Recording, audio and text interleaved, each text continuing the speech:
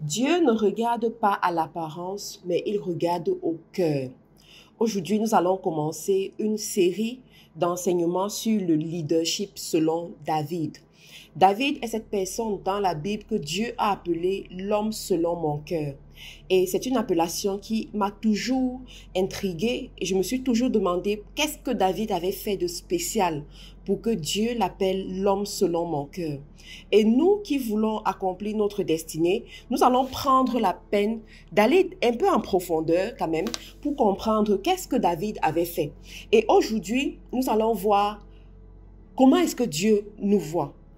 À quoi est-ce que Dieu regarde? La Bible nous dit, Dieu ne regarde pas à l'apparence, mais il regarde au cœur.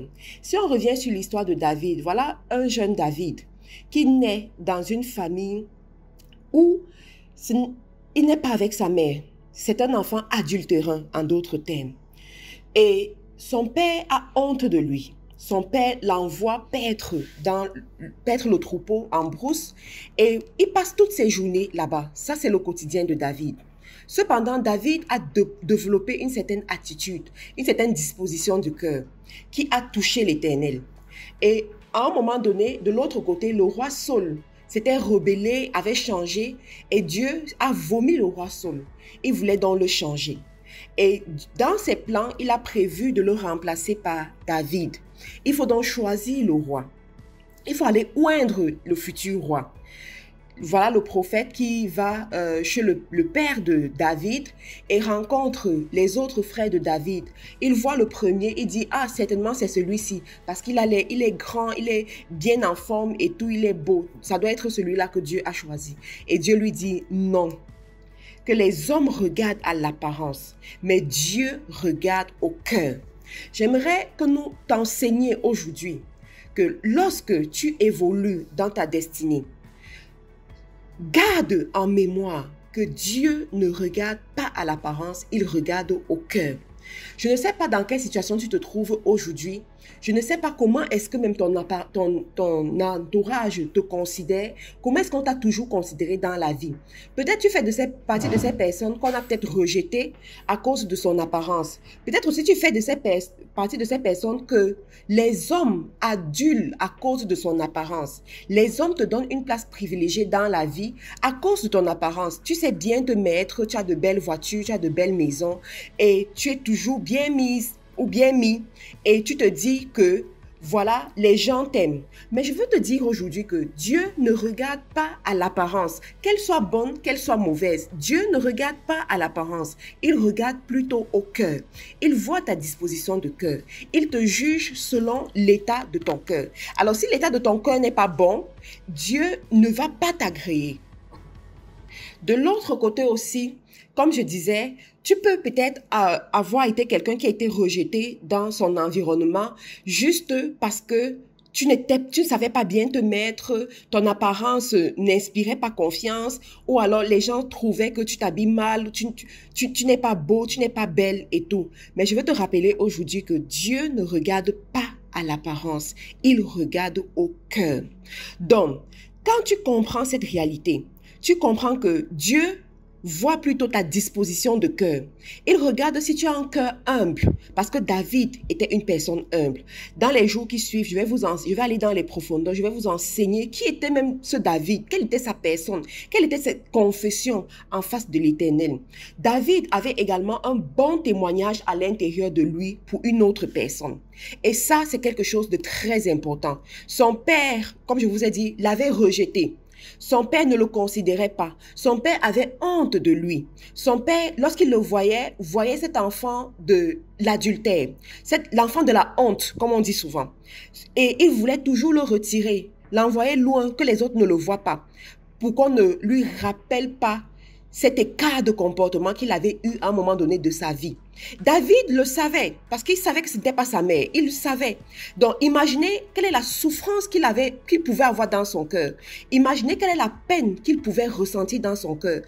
Imaginez le désarroi qu'il était dans son cœur chaque jour. À chaque jour, lorsque son père l'envoyait paître le troupeau et qu'il laissait ses frères aînés, plus grands, plus robustes, plus forts, à la maison, à manger, à festoyer, lui, il allait paître le troupeau. Ça veut dire que chaque jour, il avait ce rappel que je ne suis pas un enfant aimé. Je ne suis pas à la bonne place.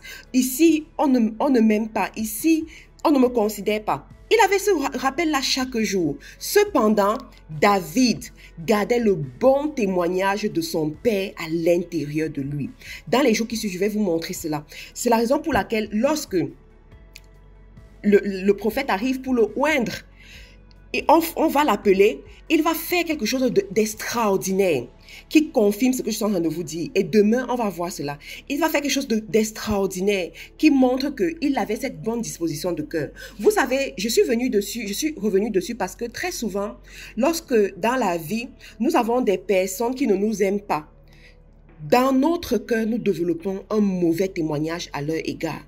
Dans notre cœur, nous commençons à les maudire. Pourtant, la Bible te recommande de bénir tes ennemis.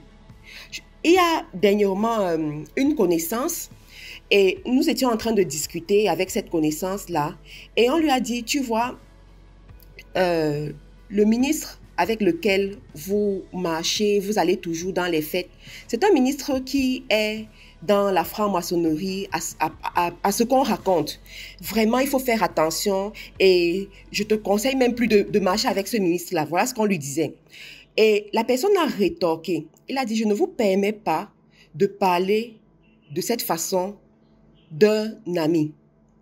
Je ne maîtrise pas sa vie privée, mais je n'admets pas également que des tierces personnes parlent mal de lui. Waouh! Lorsque j'ai écouté ça, je me suis retournée. Je me suis demandé, waouh! Quelle loyauté! Cette personne n'est pas là, le ministre n'est pas là, il n'écoute pas. Une autre personne aurait pu dire, mais dites-moi encore plus. Pourquoi est-ce que vous dites ça? Qu'est-ce qu'il y a? J'avais même déjà remarqué telle chose. Mais là, il a dit, non, je ne vous permets pas. Je ne vous donne même pas l'opportunité. Je ne veux même pas rentrer dans les détails. C'est un ami. Il a été là pour moi et j'ai été là pour lui et je veux respecter cette amitié-là.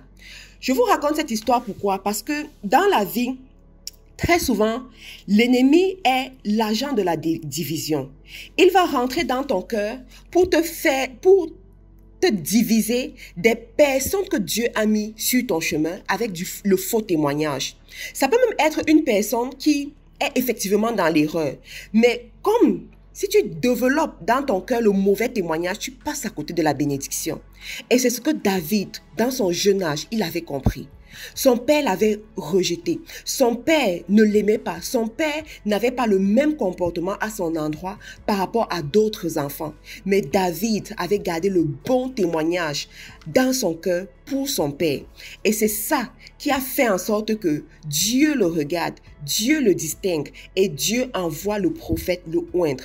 J'aimerais qu'à partir d'aujourd'hui, que tu sondes ton cœur, que tu regardes ta disposition de cœur en face des personnes que Dieu a mis à côté de toi. Ça peut même être des personnes qui t'ont toujours béni, mais l'ennemi a commencé à semer la division dans ton cœur en te faisant voir leurs défauts, en te faisant t'attarder sur ce qu'ils n'ont pas fait de bien pour toi, en te faisant voir les limites de leur comportement et le mauvais témoignage a commencé à se développer dans ton cœur. Ça peut être des personnes qui effectivement ils sont dans l'erreur, mais ce n'est pas à toi de les juger. Ce n'est pas à toi de porter un jugement, sur leur comportement, mais ton rôle c'est de prier pour ces personnes. Ton rôle c'est d'intercéder puissamment pour ces personnes. Ton rôle c'est d'aller plaider leur cause devant Dieu parce que c'est Dieu qui tient le cœur des rois. C'est Dieu qui peut transformer une personne. C'est Dieu qui peut faire ce que nous autres hommes, nous ne pouvons pas faire. C'est Dieu qui peut amener cette personne-là à rencontrer le Saint-Esprit et à être complètement transformée. Alors, je te remercie d'avoir pris la peine d'écouter ce boost matinal. Tu peux nous retrouver sur les réseaux sociaux FDE en recherchant Faiseur d'Espoir International FDE sur Facebook, YouTube et Instagram.